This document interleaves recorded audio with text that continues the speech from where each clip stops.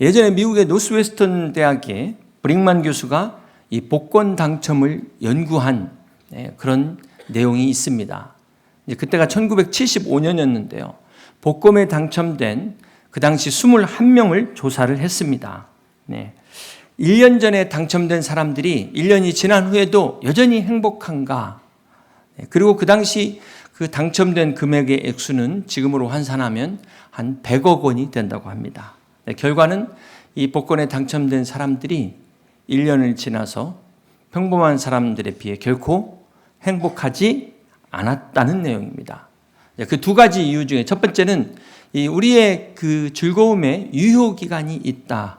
아무리 좋은 일, 여러분 합격하고 취업하고 승진을 해도 사람의 마음이 점점 시간이 지날수록 무뎌진다는 것입니다. 그래서 아무리 좋은 것도 유효기간이 3개월 정도가 된다는 겁니다. 여러분, 우리 자녀들 대학 합격한 기쁨도 길어야 6개월입니다. 감사한 일이지만 우리는 과거의 기쁨으로 살 수 없는 그런 영적 존재라는 것을 잊지 말아야 될 것입니다. 또 두 번째 이유는 이 복권 당첨자들에게 오히려 마이너스인데요. 일상의 소소한 작은 그 행복을 오히려 잃어버렸다는 거예요. 예를 들면은 이 복권에 당첨된 사람들이 이제 쇼핑을 하거나 주말에 가족들과 식사하는 이 즐거움이 예전 같지 않게 현격하게 줄어들었다는 것입니다. 제가 이 비슷한 경험을 했는데요. 요즘 목자 세미나 때문에 제가 제주도를 왔다 갔다 하고 있는데 처음에 그 제주도에 막 탁 트인 바다를 볼 때 막 얼마나 막 그냥 감동이 막 여기서 막 살고 싶다. 그런데 요즘 자주 보니까 그 바다가 그 바다. 사람의 마음이 이렇게 옛날 같지가 않더라고요. 이게 그래서 깨달았어요. 이거 어쩌다 가끔 봐야 돼. 어쩌다.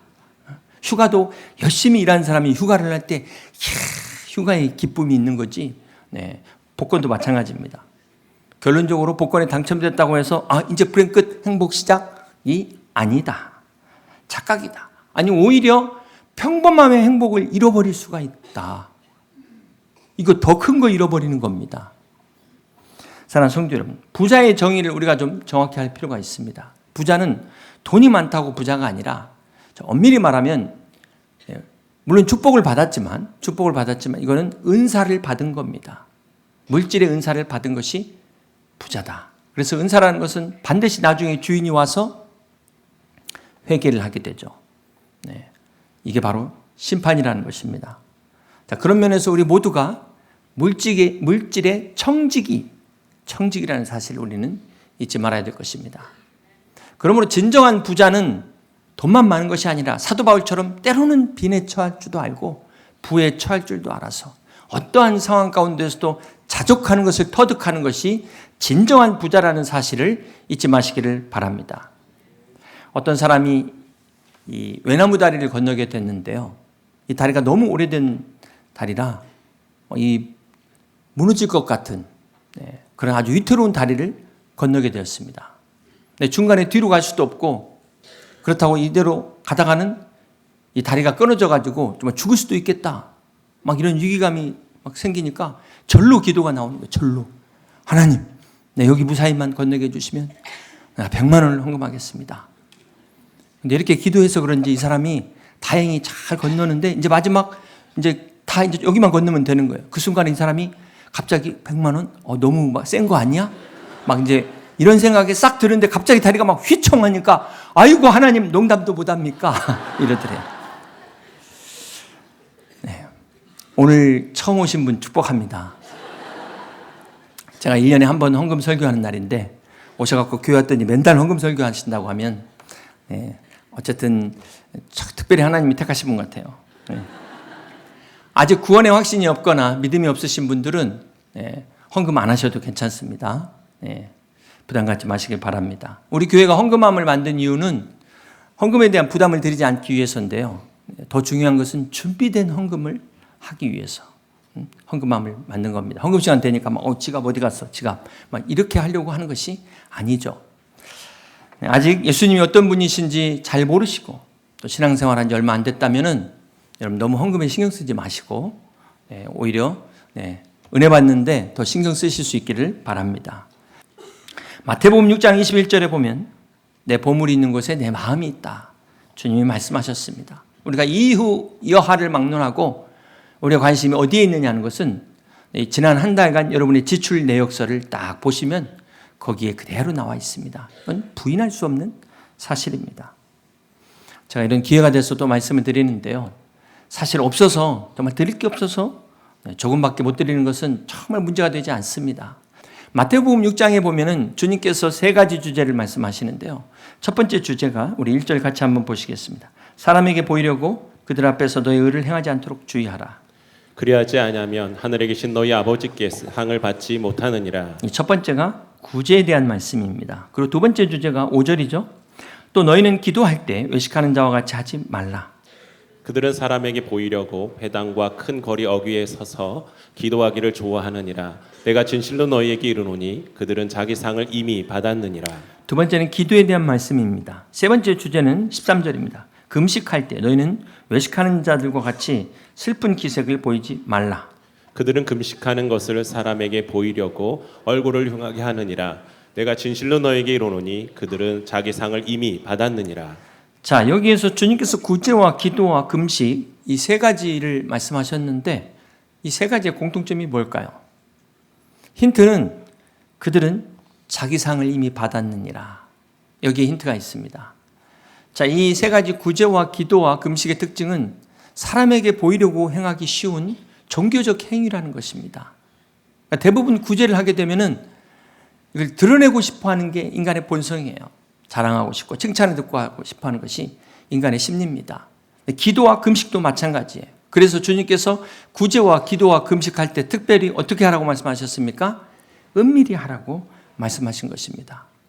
원래 이 기도와 금식은 우리가 부족하고 연약하기 때문에 기도하는 것 아니겠습니까? 그런 면에서 기도 많이 하는 거 그게 무슨 또 자랑거리가 되겠습니까? 사랑하는 성도 여러분, 우리가 기도와 금식하는 것은 하나님의 은혜를 받기 위함입니다. 결코 자랑하기 위한 것이 아니에요. 이 마태복음 6장에 이 세 가지의 주제를 말씀하시면서 결론적으로 하신 말씀이 19절 이하입니다. 너희를 위하여 보물을 땅에 쌓아두지 말라. 거기는 좀과 동록이 해하며 도둑이 구멍을 뚫고 두둑질하느니라. 오직 너희를 위하여 보물을 하늘에 쌓아두라. 거기는 좀이나 동록이 해하지 못하며 도둑이 구멍을 뚫지도 못하고 도둑질도 못하느니라. 내 보물이 있는 그곳에는 내 마음도 있느니라. 자, 20절을 다시 보시면은 여기 오직 너희를 위하여 보물을 하늘에 쌓아두라는 말씀이 나옵니다. 이 보물을 하늘에 쌓는 게 누구를 위한 거라고요? 네, 다른 사람을 위한 게 아닙니다. 교회를 위한 것도 아닙니다. 바로 여러분, 나 자신을 위한 것이라는 겁니다. 사랑하는 성도 여러분, 우리가 이 세상을 떠날 때 아무것도 가지고 가지 못합니다. 그런데 오늘 말씀 보니까 주님께서 보물을 하늘에 가지고 갈 수 있는 방법을 지금 말씀하신 거예요. 우리가 죽을 때 아무것도 가지고 가지 못하는데 미리 보낼 수 있다는 거예요. 이거야말로 정말 굿 뉴스 아니겠습니까? 아무리 열심히 모아도 벌어도 죽으면 다 놓고 갈 수밖에 없고 남 좋은 일 시키는데 이 땅에서 썩어질 것들을 하늘의 보화로 환전할 수 있다니, 아, 이거야말로 복음 아니겠습니까? 그렇습니다. 마태복음 6장 24절에 보면은 한 사람이 두 주인을 섬기지 못할 것이니 혹 이를 미워하며 저를 사랑하거나 혹 이를 중히 여기며 저를 경히 여깁니다. 너희가 하나님과 재물을 겸하여 섬기지 못하니라 말씀하고 있습니다. 자, 여기서 왜 주님께서 재물을 하나님과 비교하고 있을까요? 많은 사람들에게 이 돈이 하나님의 자리를 차지하고 있다는 것입니다. 이 돈은 하나님조차도 거역할 수 있는 힘이 있다는 것입니다.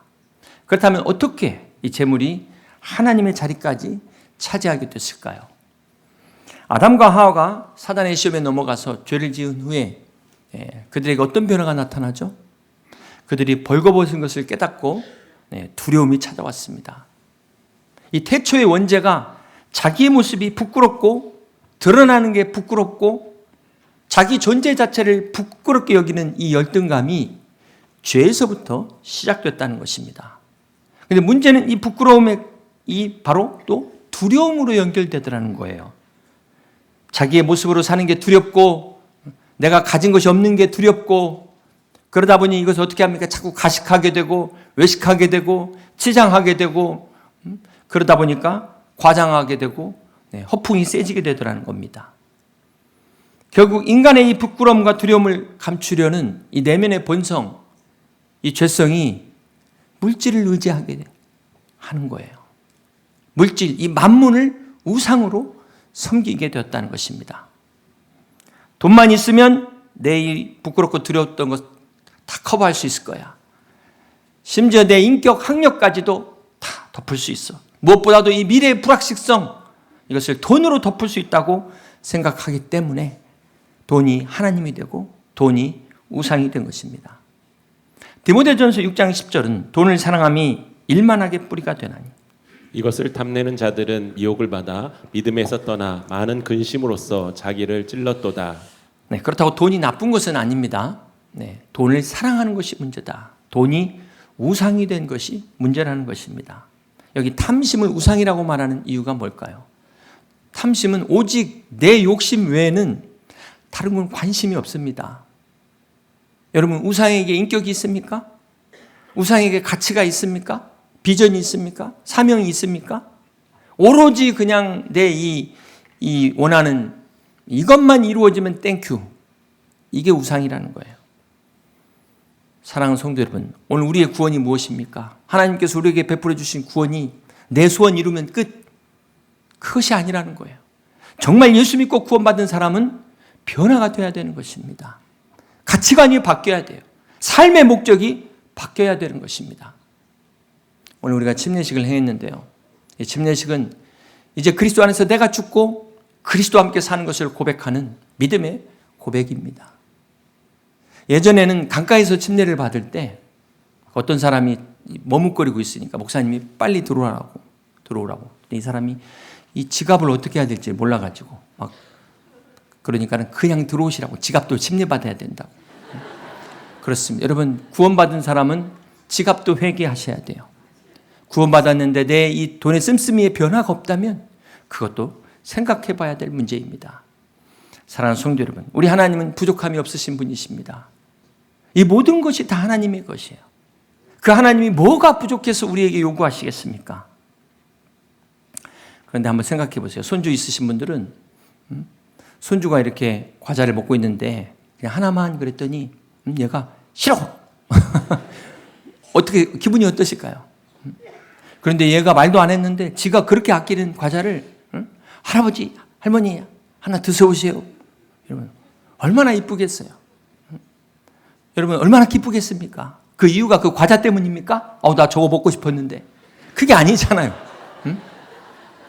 그거를 나눠주겠다는 그 마음이 얼마나 참 기특하고 기쁘고, 이게 우리 하나님의 마음이 이렇다는 거예요. 사랑하는 성도 여러분, 우리가 정말 복받기 원한다면 이게 무조건 기도한다고 되는 게 아니고 복받을 그릇이 돼야 됩니다. 정말 물질의 축복을 받으시려면 물질의 시험을 통과하셔야 돼요. 그래야 축복을 받습니다. 바라기는 우리 모든 성도들은 물질의 시험 들지 마시고 이 시험 다 통과하시기를 주님의 이름으로 축복합니다.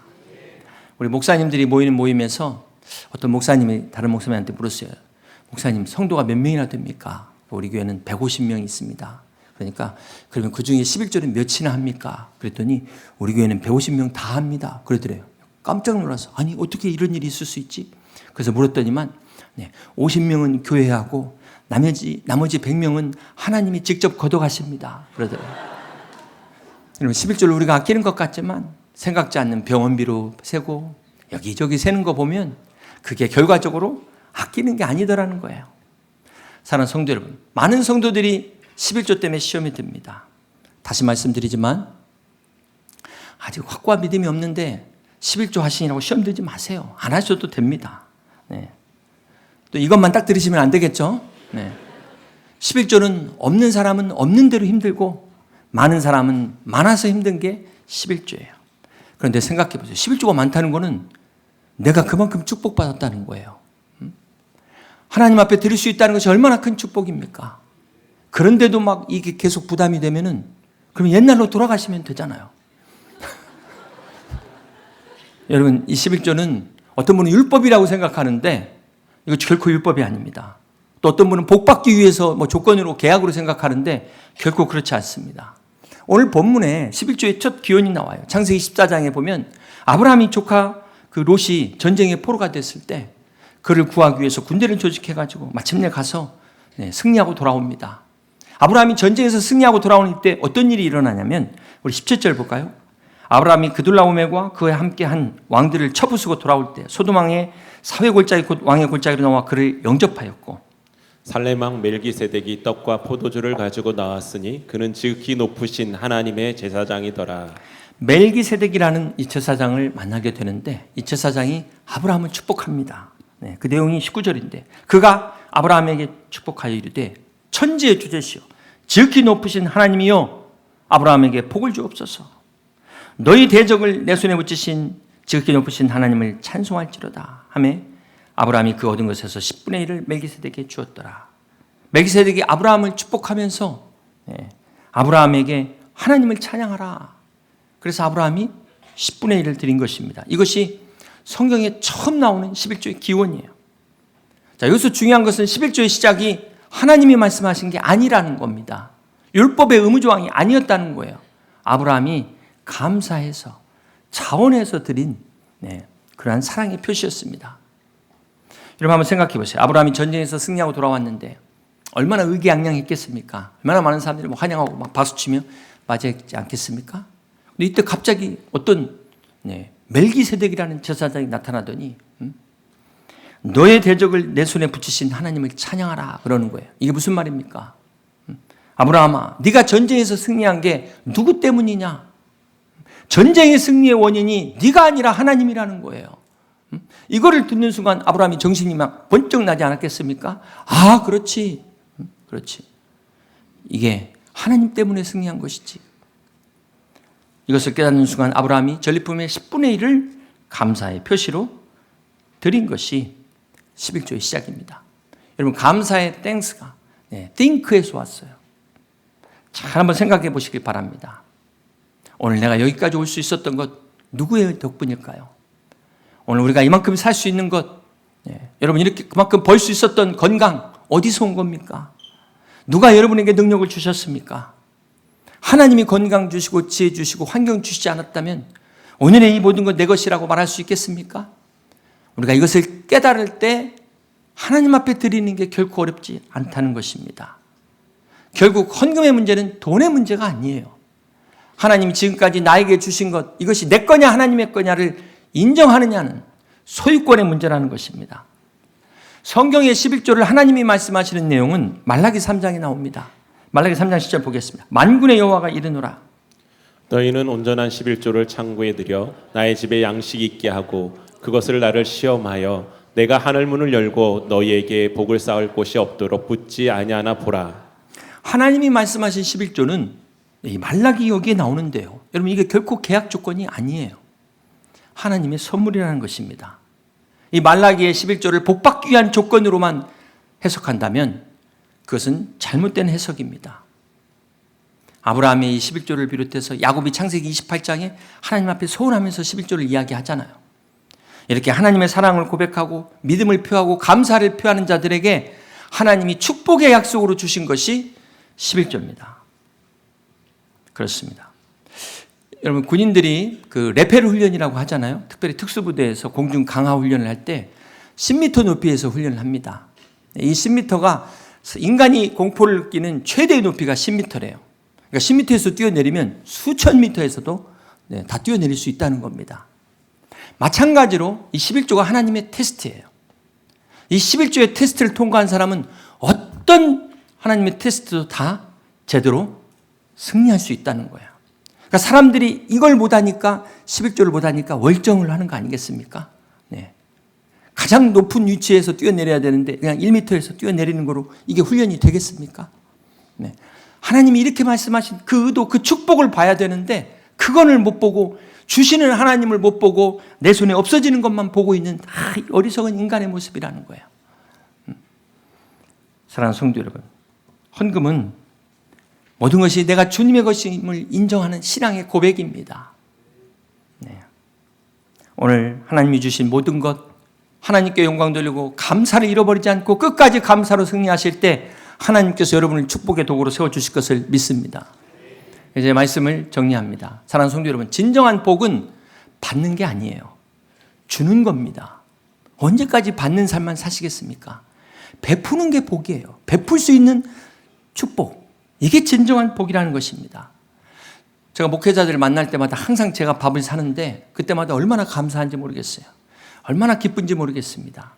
여러분도 그렇잖아요. 자녀들에게 막 밥 사줄 때 기쁘시잖아요. 사랑하는 사람들에게 밥 사줄 때 제가 보니까 막 서로 내겠다고 그러더라고요. 서로 내겠다고. 억지로 하는 게 아니라 기쁜 마음으로 하시는 것 아니겠습니까?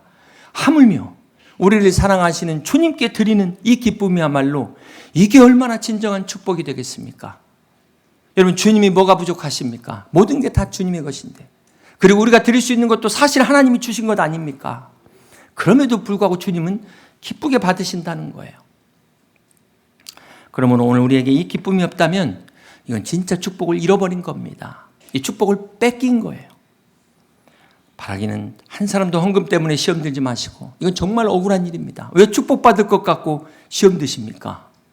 여러분, 여러분의 헌금이 하나님께 드리는 복을 받는 즐거움과 기쁨이 가득하시기를 주님의 이름으로 축복합니다. 어떤 분들은 이 주보에 이제 이 헌금을 보고, 우리 교회는 뭐 걱정 없으니까 어려운 교회 헌금해야겠다, 뭐 이렇게 인심 쓰시는 분이 계시더라고요. 11조는 구제 헌금도 아니고 선교 헌금도 아닙니다. 여러분, 국가 예산을 서울시 예산하고 비교할 수 있겠습니까? 우리 교회는 뭐 부족함이 없죠. 그런데 이제는 정말 개척이 어려운 시대입니다. 이제는 개인이 교회를 개척할 수가 없어요. 교회가 교회를 개척해야 되는 그런 시대입니다. 우리 교회가 우리 교회만 아니라 어려운 건강한 그런 교회들을 세워야 돼요. 이제 우리 교회가 개척교회도 세워야 되는 것입니다. 우리 한국침례신학대학이 지금 그 넓은 땅이 다 미국의 선교사님들이 예전에 다 사놓은 땅 물려준 거예요. 우리가 지금 중앙아시아 선교를 하고 있지만 여러분, 그 신학교가 그 옆에 땅을 지금 사야 되는데 땅값이 너무 올랐어요. 그래도 늦기 전에 지금이라도 사야 돼요. 혹 복권에 당첨되셔서 걱정하시는 분 계시면 교회 헌금하시면 그분의 이름으로 신학교 딱 세우고 교회도 세우겠습니다. 이게 얼마나 의미 있는 일이에요. 하늘의 보화를 쌓는 일입니다. 여러분, 감 5개 있고 사과 5개 있어요. 감 5개, 사과 5개. 그 중에 감 2개 먹고 사과 2개 먹었습니다. 몇 개 남았을까요? 10개 중에 4개 먹었습니다. 몇 개 남았죠? 4개 남았어요. 먹는 게 남는 거다 그랬어요. 먹는 게 남는 거다. 내가 쓴 것만 내 것입니다. 통장이 많이 쌓아놔봤자 분란만 일으키고 남 좋은 일 하는 것뿐입니다. 사랑하는 성도 여러분, 언젠가 우리가 하나님 앞에 설 날이 올 것입니다.